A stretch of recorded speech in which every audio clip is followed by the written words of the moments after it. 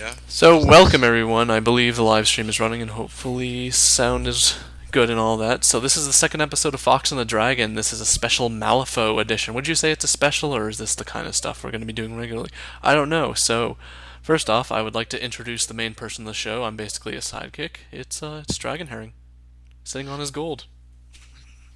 Hey everybody. How are we doing?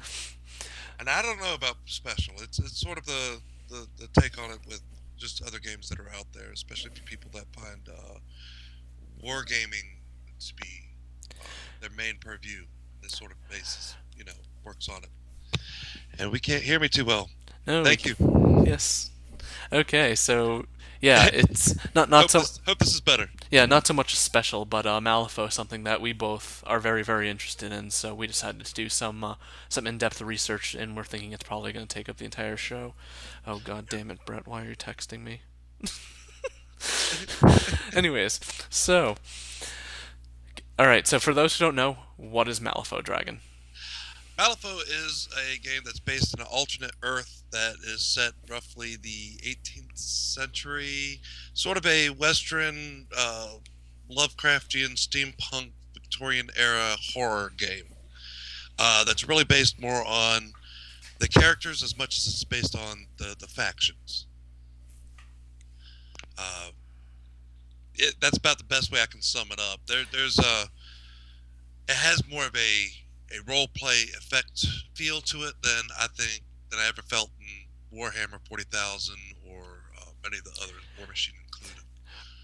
Right. So the one thing we'll probably try to explain is how differently this is compared to Warhammer or Warhammer 40,000, since that's probably the most people who are going to be either watching the live stream or watching this video later. They're going to be saying they're going to be 40k players. So how does this compare to it? I mean, obviously, you don't need as many miniatures, so Right. it's a much cheaper game to play. I believe we calculated what hundred and something You dollars. can you can have an entire you can have starting as just a beginner. Actually, I think I figured it out to under $100, and even then, that's really pushing it, considering that you can get the rules for free online at any time. They have multiple PDFs for it. In case you aren't happy with one version of the PDF, they just flattened one. They're like, it's not searchable, but it's flatter, and so it loads faster. Uh, and an army costs what? If you buy a starter kit army, it's $35 to $40. It was 35, I believe, when I was looking into it, for the equivalent of a battalion box. Yeah. And for Games Workshop, that ranges from 90 to $125. So it's a bit cheaper. I did have the discussion with Toxic though. He kind of said, is it really cheaper because technically it's costing the same about miniatures because a squad of tactical marines is about 10 miniatures. And I was looking at mine, the Kaladi, who it's kind of really cool. They're like an evil puppet master. That's 9 miniatures. So is it really cheaper if you want the same amount of models? Well, then again, you're if you want the same amount of models, ah, that's hard to quantify. Because if you're going for the same amount of models, I still think you end up being cheaper. Yeah, I mean, Because you don't necessarily need, 12 squads to do a large game. right. A skirmish, like I said, a skirmish is usually five pieces per side. There is on the Resurrectionist, her name is Kaylee. She ends up having more than five because anybody that dies on the field, she gets to resurrect as a spirit, and then she can later do a spell that does the spirits to form them into some major monsters. So, um, that she has at her disposal. Uh, yeah, so yeah, it's still cheaper, I think. Yeah, I was gonna say I thought about it after I said that. I was like, it costs like what 400, 500 to make a decent sized a table worthy average 40k army. And I'm like, for $400 to $500, you probably could have every single miniature from the range From the of faction. yeah, Yeah. or no, Uh, not even a faction. I feel yeah, like you could have all the miniatures, just period. pretty much. Example, my Sisters of Battle I've been working on for Sisters of Battle is a over, bad well, for example, about a year but go ahead. now, and I've spent maybe $300-400 into it, and I still don't have the 1,000 point army that I wanted. Uh, I spent $40 on my Victoria I have everything I want. Right, and yeah, and Malifaux is something I'm going to get into. I haven't had a chance to buy in the miniatures, but you can download the rules, the actual rule book straight off. It's not any like skirmish beginner rules. It's the legit rule book, right? The legitimate rule book. It's not special in any way, shape, or form. They have two different versions of the rule books. One has fluff in it, so you can read the story and get more into the atmosphere of the game, which also comes with rules. Every time they update a rule or a miniature, they put out a new fluff book with it. Then you have the straight up rules book, which like 10, $15 just for the rules itself, and you have all the rules. Anything that's updated, it's like we both mentioned, it's easy to download, and you get the entire rule book. And that's pretty incredible when you think about it. It really shows the difference between the major conglomerate that is Games Workshop versus this oops, excuse me, this minor company. Weird Miniatures. Weird's the company. I don't know if we've already mentioned that, No, we but haven't. but yeah, they're the ones that make it, and it's a skirmish game. So I mean, we were talking about, yeah, you don't get as many models, but at the same time, you don't need as many. You don't need as many. It's really, I mean, and I know, uh, Warhammer 40,000 has story-driven scenarios, but Malifaux is built around story-driven scenarios. Each one comes. I mean, every time you sit down, it's something different. The factions are very fluid in how they operate against each other. What you're going for is, man, I'm finding it difficult to put the words out there today. Every character has his own story, and so I guess if you took all of the special characters out of Warhammer 40,000, dropped them in an army, and then took those to face your opponent, is sort of how it works. The other difference is that instead of you get a turn to move all of your pieces, you get a turn, you move one piece, and then I'll move a piece, you move a piece, and back and forth. And it's based off actions to that extent, Right. which is another huge difference. As well as there's no dice in Malifaux. It's cards. Right. So why don't you talk about that a bit? Is it literally like you have a damage cards and it does like between 1 to 2 damage, and it's like, okay, I drew a card, I only deal 1 damage, or I did 3 damage. No, you have you have okay. I don't have the deck that you use yet, but I do have the characters come with a card set, and on the back or inside they have all the little neat tricks and trades and everything about them, including how much damage they deal if they hit. The fate deck determines whether or not you actually hit somebody, which adds a level of intrigue to it because some people can cheat fate. And so as I flip a card, you as my opponent get a chance to flip a card in order for me not to hit you. So that's pretty interesting actually. That sounds like something that Fantasy Flight would do because they like to make everything a card game at some point in time. But yeah, that's But it really was interesting. weird. But Yeah. and everything comes with when you buy the characters, right? There's no starter set that you have to buy to get the No. damage Uh, cards or anything like that. right. No, there's everything out of the little box I bought. It came with a nice little bag that had, all my characters in it. Uh, and of course each one's opens, and I wish I had a better picture of all this, and I should have thought about it beforehand. So I will try and put it up there so everybody can see. Yep, we can Underneath my see. middle finger there, you have those little holes are actually wounds. Uh, Everything over here is abilities, triggers, actions, and spells if they get them, including the bar up here, which happens to follow, their walk and charge rates, their hits, Hmm. its damage, and so forth. Um, and that's your starter set. That's everything you get in that little box.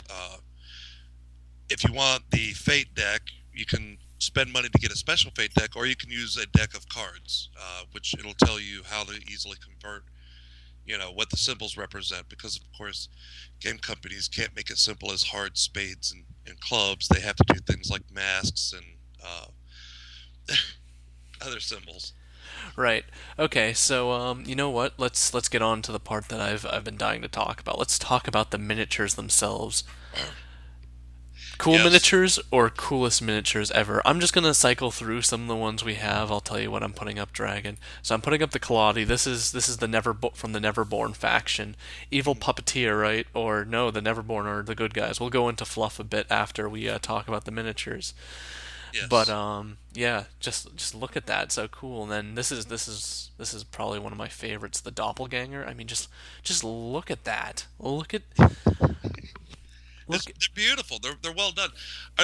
In your question of whether or not they're the best miniatures ever, I won't say yes because miniatures that people can modify and everything add an element of making the miniature mine. Whereas these, I don't want to modify.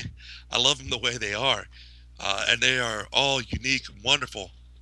I know I'm looking at the evil bear now. These are all from the Neverborn, I believe, right now Yes, that we're showing right now. And those are then the Neverborn. And a quick little fluff on the Neverborn as you're showing the miniatures. mhm. Neverborn were the people that exist on the world that the humans are technically invading. She is actually that's Lilith and her start. That's Yeah, Lilith we she's have. still Neverborn. Uh, and there's a whole thing of fluff I could get into, and I could spend forever on it, and I don't want to bore everybody to tears.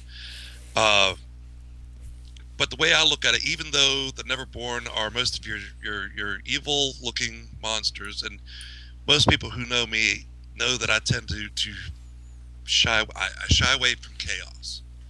I try to be the nice person. When I read all the fluff based on the I can never report. You don't know that.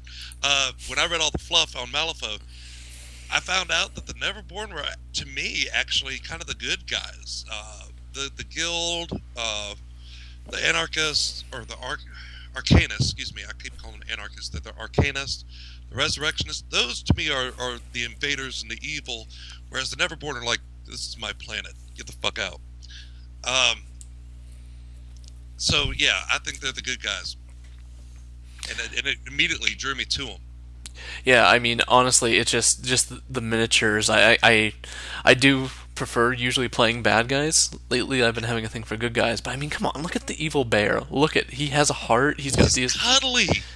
And then what is the dreamer, the kid who looks like he's from a Twilight Zone episode? Oh, I love the Dreamer, and Yeah, I mean it's what's really cool is I feel like these battalion boxes, unlike Games Workshop, I feel like they tell a story. Even though I don't know anything, I feel like they tell a story. you kind of look at it and you're like, oh, hey, that's This is a child that clearly has horrible nightmares, but these nightmares are what protect him and fight for him. Am I incorrect? uh, a little. It's I mean, yes, they do fight for him. They do protect him. He's not scared of them at all. They're his friends. They play with him. They keep him happy. And in a sense, Lord Chompy Bits, the big one, uh, uses the kid to to produce the mayhem and murder that he wants to do. And the kid, of course, enjoys it. That's it's still pretty awesome. He wants to play a game, and he doesn't want to lose. So Lord Chompy Bits and the others that come with him help him to not lose. That's pretty amazing, actually. So yeah, a bunch of stuff. So let me ask. So these are different battalion boxes, but I think a lot of people might be confused because they have titles that they might be separate armies. But for example, if I decide I like the Kaladi and then I want to get the Dreamer, I can ally those two together with little to no consequence. Right. As long as they're from the same faction, you can merge them together and use them in any way, shape, or form that you want. For whatever reason they're working together is whatever story reason that you have that they're working together. So yes, if the puppet master, let's say he's out of puppets, but the dreamer happens to be nearby, and he says, and puppet master works out some sort of deal with the dreamer to say, hey, let me borrow a couple of your friends so we can play over here. Oh, the dreamer's like, sure, go over there and help the puppet master, and for whatever reason, the same with the guild. Yes, they come with their own little group that they work best, or that I won't say they work best with, but they have their own little group that they work with. However, if you like this miniature over here, as long as they're part of the guild, they can work together. See, I totally know what I'm doing for my army now. Lord Choppy Bits with a puppet master. Pretty much. So let's talk about the other factions. Unfortunately, I'm beginning to notice the scenes on this program are a bit limiting, so we only have so many things. So we got the box you bought, the Victorias, up on the live stream now. So tell us a bit about the army you're playing. Uh, Victoria's are that's the box set that you're looking at is the Mercenary box set. It comes with Victoria, her quote unquote twin, which is a whole little fluff behind that, and several mercenaries that she works well together with. That they work function with range and melee, obviously alternately. And instead of like the other box sets where the Kaladi you have the puppet master, so he's considered the master of that box set. The Victorias, in particular, comes with two masters, and that is the Victorias, the two girls on that bottom end there that you're looking at, and they have their own little unique twist that enables them to, well, wreak havoc on everything. The other cool thing about the mercenary group, the people that all fall under mercenaries, is that they can work with any faction. Right, that was one thing that was actually confusing me when you were talking to me because I was like, they're mercenaries. I'm like, there's no mercenary faction. What are you talking about? Right. They are considered the outcast faction, except that they're mercenaries. So whoever pays them, they'll go work for. So Puppet Master can hire them. It's like Puppet I Master can can hire them. I can pay you in puppets. Well, the trade is soulstones, and soulstones is what enables me to cast spells if I have spells to cast. Right. Okay. So anything else to say about the Victorias or anything like that? What are you planning to add next? Do you think? Well, I'm actually going to work. I'm working on my Neverborn army, which is Lilith and the tiny or Terratots, Yep, we got uh, Lilith. I'll bring up a picture of her. Nephilim. But I'm also getting her older sister Akima, I think is her name. Uh, and I'm actually going to build an army around Lilith and her sisters. Sounds pretty cool. All right, so then we got a couple other things from the other faction. We got this guy looks pretty cool. Nicodem. Nicodem, Resurrectionist. What's cool about Malifaux? They have a little bit of everything. They got a little bit of sci-fi, steampunk, horror. Oh yeah, they also have zombies, and that's what the Resurrectionists do, and their pain fighting. Yeah, Uh, this guy kind of looks like if Edgar Allan Poe was a badass. any more of a badass than he already is, and he could bring to life his stories. This is pretty much what he would do. Yeah. Yeah. So I'm like looking at there's like a dude with a shovel. I'm like that guy looks more scary than. Yeah, the resurrectionists, like I said, and as the name implies, they work with zombies, and bring things. Most of them are caretakers and undertakers, and they work with the dead. All right, so next we'll move on to Ramos, who is the Arcanist. Arcanists. Yeah, He is the lead. Actually, Nicodem. Well, Nicodem was, but Ramos is still the lead of the anarchist. Uh, yeah. He's a powerful master. yeah, he kind of reminds me of like old school D&D illusion gnomes. Not gonna lie. Yeah. Yeah. He's in the fluff. He's a bit of a badass. And I wish I could say more about it and expound upon each one in particular. But there's I won't say once again comparing Warhammer 40,000 Warhammer Fantasy to Malifaux. I won't say that there's nearly as much fluff in Malifaux as there is in the Games Workshop games, but there's still quite a bit of fluff to take in in a couple of months Right, time. and I kind of thought of something. Is the game kind of like, or do you see it going in the way that War Machine does, that as the story progresses, they're going to release the same models with updated rules to represent the things that they went through in the actual story? So, for example, you can take Vladimir for Khador, but you can also take Epic Vlad, and I'm pretty sure Vlad has a third thing when he becomes like a super high-ranking Yeah. person in the Khador army. Is that something you see, or is that something that's currently in the game? That's something that's actually already happening. The masters all have, and following along with the story, the masters all have now avatars. The Victorias actually have the avatars of Slaughter, which is both of the Victorias on the same 50 millimeter base. Lilith has the avatar of Nature Malevolence, which I've already picked up as well. Um, and they have their own special unique abilities, and according to the fluff line, they've become attached to something, without doing too many spoilers. But yeah, there was a whole event, and so yes, to answer your question, there was All a right. whole All and right, I could talk so for so hours. so we'll go to our last miniature, and that would be Lady Justice. She is the guild. So Yes. tell us about the guild. That doesn't really tell me much. Oh, I hate the guild. um, when the two worlds more or less came together, they needed somebody to run it and ensure people's safety and ensure that only certain people got soul stones, and that's the guild. They are the ruling force currently, so to speak, in the city of Malifaux. So they're like, I guess you would say, are they the poster boys, the people that are? For decay and corruption, I mean, yes, they're the poster boys of what humans want. Yes. Okay, all right, fair enough. So you're gonna be working on Neverborn and And the Victorious. Victoria's. So that's pretty cool. And do you plan to merge them since you can?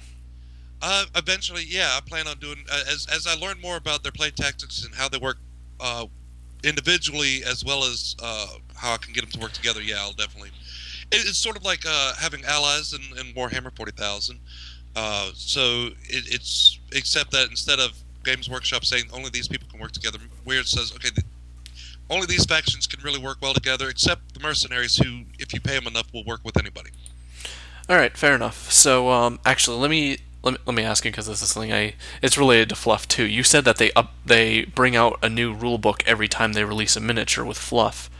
Now we've been talking about on the Hammer how often Games Workshop is bringing out codexes. We're predicting they're going to be doing it once a month, which is ridiculous Hmm. compared to what they've been doing. How often does Malifaux do this? Because if it's per miniature that they're releasing a new rule No, book, no, not per miniature. No.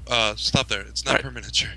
Uh, I think they have four fluff books, and they've been out for how many years now? So they've been out for a while, and they only have literally four fluff books that I know of, and I've read. So I don't see them doing a per miniature. Usually they come out with an idea that affects all of the miniatures, and it's all like it's story driven. right. It really is. It's story driven for all of the city of Malifaux. So what affects usually one master in a faction affects all the masters in all the factions, and so everybody gets it. And it's really been from the couple of games that I've played, it's really been very well rounded. And so it's not that I have I'm going with the mercenaries because they are the currently pumped up ones. Uh, Actually, the reason I went with the mercenaries is because when I first heard about Malifaux, I thought, hey, they're pretty and they're the good guys. And then I find out not as much. Um, so it's never been really one sided. I don't see me spending time, uh, worrying about who's going to get the bump this month. Right. Okay, so we're just coming up to a half hour now. That seemed to fly by. So let me ask you one final question. For our viewers who just say, "Hey, this is pretty cool. It sounds, pretty interesting and it's cheap." How would you suggest they invest? Cuz they don't need to buy the rule book, but would you suggest that they buy it for the fluff? Oh, definitely. See, and I hate to say that because there's four different rule books with the fluff in it, and all the fluff is wonderful stories.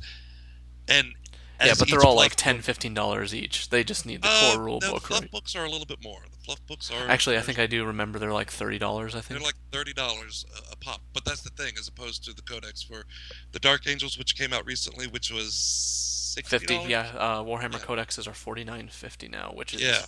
which is crazy, and people are buying those every single month. Every single month, where this comes out once every I don't know, couple of months, 6 months, something like that. If Plus, it you can comes get the out, rules for free. So if it's literally you and a buddy, you go into a store, you see two, you know, you see the Kaladi box because the Kaladi is awesome, and the Victorias. You guys can buy your boxes. You can go look at the rules online yeah, and glue them to bases. You're good to go. pretty much. And I mean, they would still like a paint job because painting's awesome. And the only other thing you would need is a deck of cards. Yeah, but you get those in the boxes, correct? No, you do not get the deck of Oh, you cards in the don't get the boxes. deck of cards in the You do not boxes. get the deck of cards. That's something else you need differently. But how many people have a deck of cards in their house? Yeah. You know, I do personally myself. So I don't even have to buy the Fate deck, which is a beautiful deck in itself, and I'll probably get one anyway. But I can use a regular playing set of playing cards. Right. You know. Okay. Well, hang on. Let me actually check to see how much the Fate deck is, Yeah. because that would be something I need to buy. I want to know for my own purpose. Yeah. No problem. Oh, the deck is. I mean, just as much as the miniatures themselves are awesome, and the artwork that I've seen has just been beautiful. The Fate deck itself comes with its own wonderful art, and it looks great. And you have a black Joker and a red Joker. Fate deck. The black Joker being bad, and the red Joker being great. All right. So, and it looks like there's some counters and stuff like that too. Yeah, well, yeah, you do need your counters. You don't have to buy the Malifaux. Well, you can use anything as many times as they point out in the rule book. Look, you just need something to represent soul stones. You need something to represent, salvage or whatever it is that you're basing your army off of. So some of them require a couple more counters, but you can use buttons, you can use coins, you can use, there's a plethora of things that you can So use. it's almost like BattleTech, where it's like, yeah, you can, as long as you buy the rule book, you can use like bottle caps or whatever. Yeah, I got bottle caps. I've got 50 cents worth of pennies here. All right. Let's do this. So for future reference, core rulebook 1.5, $35. That costs as much as a Warhammer unit. If you just want to buy the actual hard copy of the rules with no fluff, it's $15, but you can get those free online. And then expansions are $35 each. The Fate deck itself is $7.25, so let's round it up to 8 for easy math.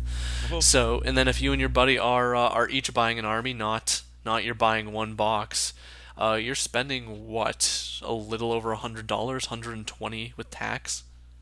and you have And there that's you go. that's two armies. This isn't one army. This is two armies, man. Two armies, and then you've got your books, you've got your rules, you've got your deck, you've got you've got everything.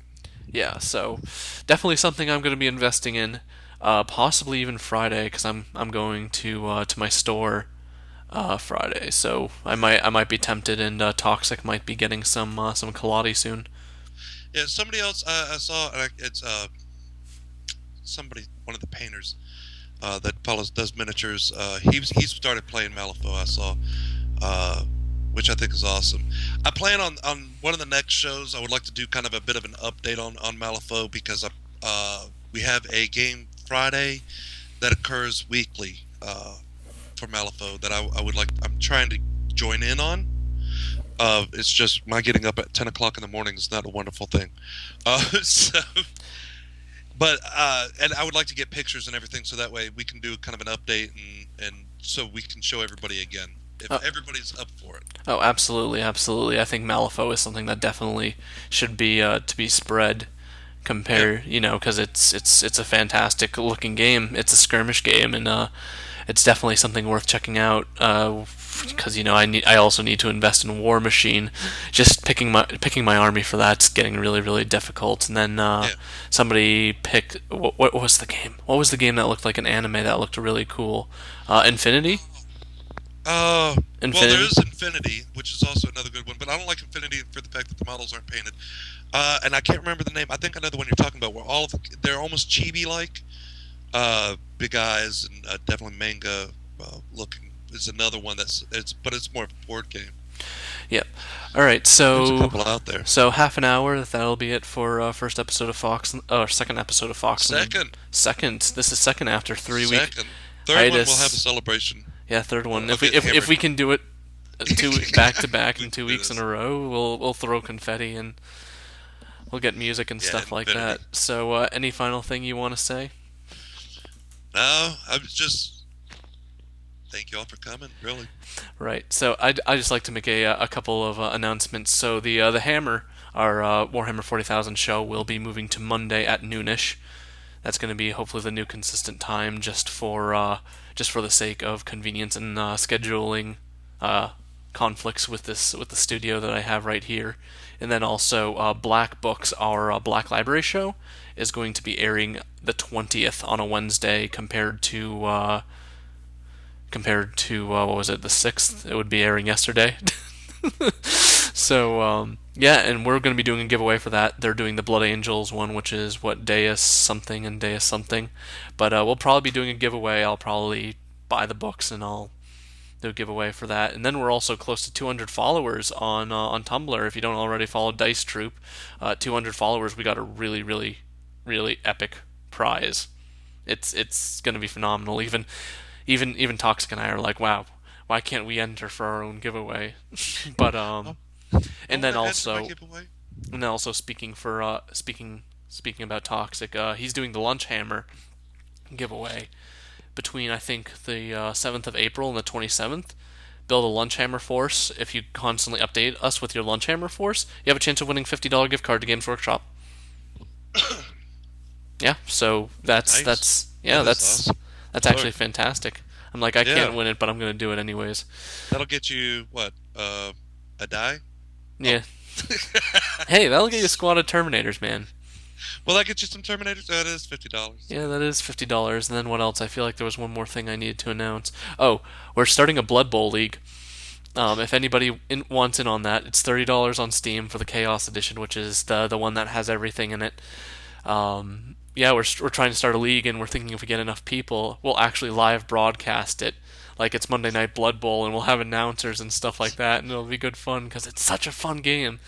Monday I know, Night Blood Bowl. I know the idea of actual fantasy football sounds really strange, but it's so much fun. Yeah, no, Uh, I've seen a couple of his video casts of that where he's playing, and it's always been interesting. yeah, I watched that, and I'm just like, why is Wallet? What are you doing? Credit card? What are you doing? Steam? What are okay? I'm like Toxic. I installed it. Yeah, I played my first game against other Rob. Anyways, I'm rambling. I probably should stop the stream now, and we can come back and talk about it. So, thanks for watching. As always, I am Fox, and this is I'm Dragon. my potential gay lover, Dragon Herring. So, Gay lover. we'll catch you all later.